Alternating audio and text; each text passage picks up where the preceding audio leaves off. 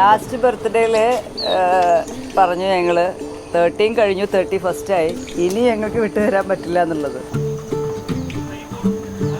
അടുത്ത ബർത്ത്ഡേക്ക് മുമ്പ് ഞാൻ ഉറപ്പിച്ചിരിക്കുന്നു പറഞ്ഞു. അങ്ങനെ അവൻ്റെ തന്നെ സെലക്ഷനായ എണ്ണം കൊണ്ടുവന്നപ്പോൾ ഞങ്ങൾ അവൻ്റെ ബർത്ത്ഡേ നാളെയാണ്, അപ്പോൾ അത് അതിന് മുമ്പ് എന്നുള്ള ഒരു വാക്ക് പാലിച്ച് ഇന്നാണ് ഞങ്ങൾ ഡേറ്റ്.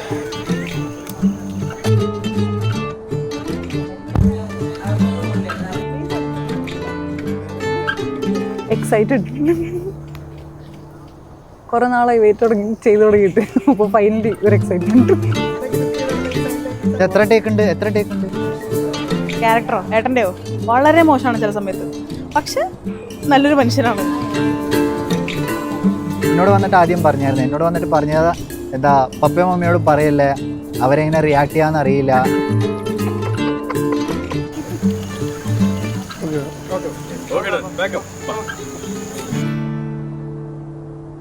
അപ്പൂനെ ആദ്യം കാണുന്നത് എൻ്റെ ഒരു വെന്യൂവിൽ വെച്ചായിരുന്നു. ഞാൻ പെർഫോം ചെയ്യുമ്പോൾ ഇടയ്ക്ക് നോട്ടീസ് ചെയ്തിട്ടുണ്ട്, പക്ഷെ അല്ലാതെ സംസാരിക്കാനുള്ള ധൈര്യം വന്നിട്ടില്ല. പക്ഷെ ഒരു ദിവസം ഞാൻ അങ്ങനെ ധൈര്യം പിടിച്ച് സംസാരിക്കാൻ പോയി.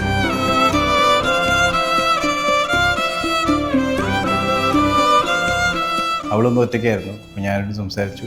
അപ്പം തന്നെ ഭയങ്കര ജെല്ലിങ് ഉണ്ടായിരുന്നു ആ മൊമെൻറ്റ് തൊട്ട് തന്നെ. പിന്നെ എന്നെ മാതിരി ഒരു എക്സെൻട്രിക് ക്യാരക്ടറിനെ സഹിക്കാൻ പറ്റുന്ന ഒരാളാണെന്ന് പിന്നെ മനസ്സിലാക്കിയപ്പോൾ I knew she was the one.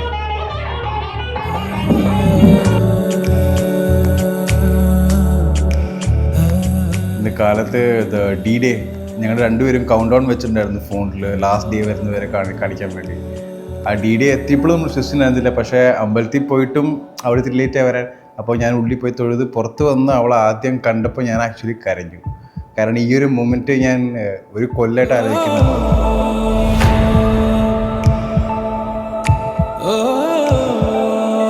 Mentally ready ആയിരുന്നു, ഫിസിക്കലി റെഡി അല്ലായിരുന്നെങ്കിൽ. പക്ഷെ ആ ഒരു മൊമെൻറ്റ് ഭയങ്കരമായിരുന്നു.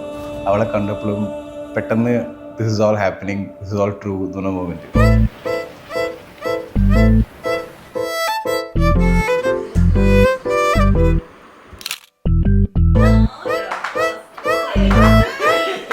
ഏട്ടൻ എന്ന് പറഞ്ഞാൽ എന്നെക്കാളൊരു 7 വയസ്സ് മൂത്ത ആളാണ്, പക്ഷെ ഞങ്ങള് ഭയങ്കര ക്ലോസ് ആണ്.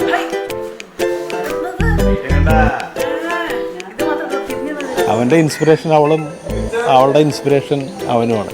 അതാണ് അവരുടെ ലൈഫിൻ്റെ പ്രത്യേകത. എന്താടാ വീട്ടിലെത്തി ഫോട്ടോഷൂട്ട് നടന്നുകൊണ്ടിരിക്കുക. ഞാനും ചേച്ചിയും തമ്മിൽ ബോണ്ട് എന്ന് പറഞ്ഞു കഴിഞ്ഞാൽ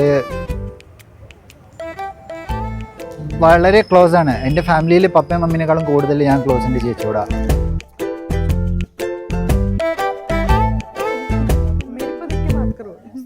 അതുപോലത്തെ ഒരാള് അപ്പു ഏട്ടന് ലൈഫിൽ വന്നപ്പം ഇതിനും കൂടി സന്തോഷമായിട്ട് സത്യം പറഞ്ഞ ഒന്നുമില്ല. ഈ കല്യാണത്തിന് ഏറ്റവും കൂടുതൽ ഹാപ്പി ഞാൻ തന്നെയാണ്.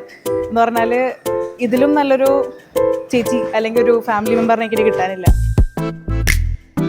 അങ്ങനെ ഇപ്പൊ ചോദിച്ചാൽ കുറെ കാരണങ്ങളുണ്ട്. കാരണം എനിക്ക് എങ്ങനെയോ ഇവിടെ കണ്ടതിന് ശേഷം അറിയില്ല, എനിക്ക് ലൈഫിൽ സെറ്റിൽ ഡൗൺ ചെയ്യണമെങ്കിൽ ഇവളുടെ കൂടെ ആയിരിക്കണം. She looks like the right choice എന്ന് ആദ്യം തോന്നി. He is a musician. ഏട്ടൻ അതുലേട്ടൻ മ്യൂസിഷ്യനാണ്.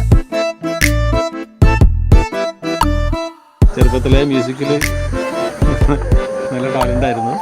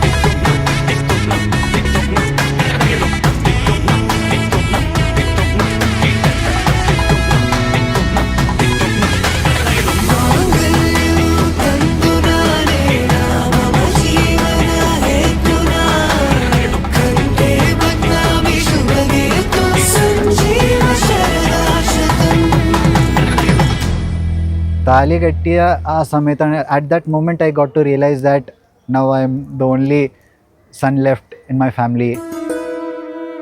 ഒരു വോയിഡ് ഉണ്ടാവും, ഒരു എംപ്റ്റി സ്പേസ് ഉണ്ടാവും ഇപ്പോൾ എന്തായാലും ഫാമിലിയിൽ. കാരണം ആ ഒരു എനർജറ്റിക് വൈബും ഒരു ഫുള്ളായിട്ടൊരു ജോഷ് ഉണ്ടാവില്ല. അത് ഇനിയിപ്പോൾ ഞാൻ ഒറ്റയ്ക്ക് എങ്ങനെ ക്രിയേറ്റ് ചെയ്യണമെന്ന് എനിക്കറിയില്ല.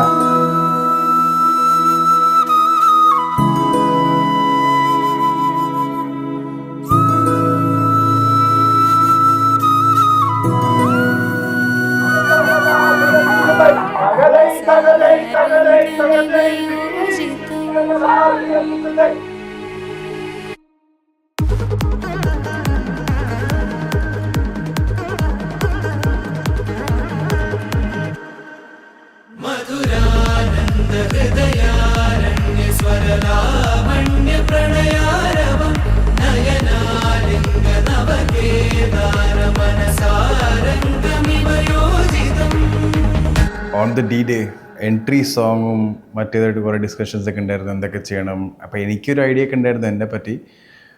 പക്ഷേ അവളുടെ ഒരു പാട്ട് അവൾ കുറേ പുറകെയാണ്, നമ്മൾ കുറേ ട്രൈ നോക്കി. പൊതുവെയുള്ള രാധാ രഹസ്യ എന്ന പാട്ടൊക്കെ ഉണ്ട്, സീതാ കല്യാണം, അതൊക്കെ അല്ലാതെ കുറച്ച് വെറൈറ്റി വേണമെന്നുണ്ടായിരുന്നു. കാരണം ഒരു മ്യൂസീഷ്യനായിട്ടും അവൾക്ക് വേണ്ടി ഒന്നും ചെയ്യാൻ പറ്റിയില്ലെങ്കിൽ അത് മോശമാവില്ലേ. അപ്പോൾ ഞാൻ അവളുടെ തന്നെ ഫേവറേറ്റ് ട്രാക്ക് ഉണ്ട്, തെരാ ചെഹ്റ, അത് അദ്നൻ സാമിയുടെയാണ്. അതിൻ്റെ ഒരു വെഡ്ഡിങ് വേർഷൻ ഉണ്ടാക്കിയിട്ട് ഞാൻ അത് ലൈവ് പാടാൻ പോവാം.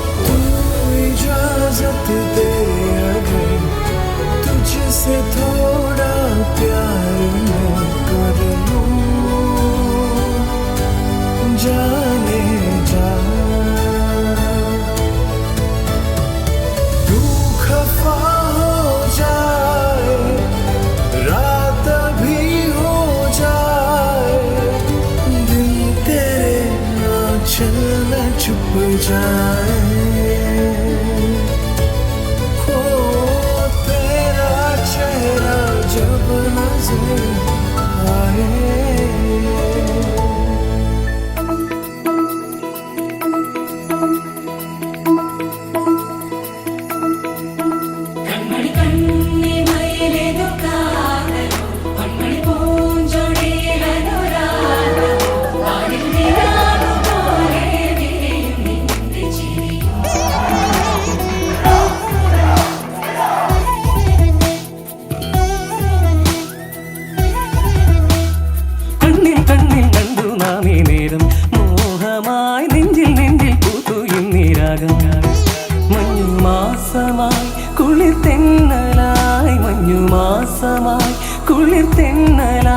മധുമൊഴി മന്ദഹാസം തൂകും നിന്റെ ചുണ്ടിൽ ചുംബനങ്ങളായി സടുകുടു സടുകുടുതും നിൻചുടു ശ്വാസമോ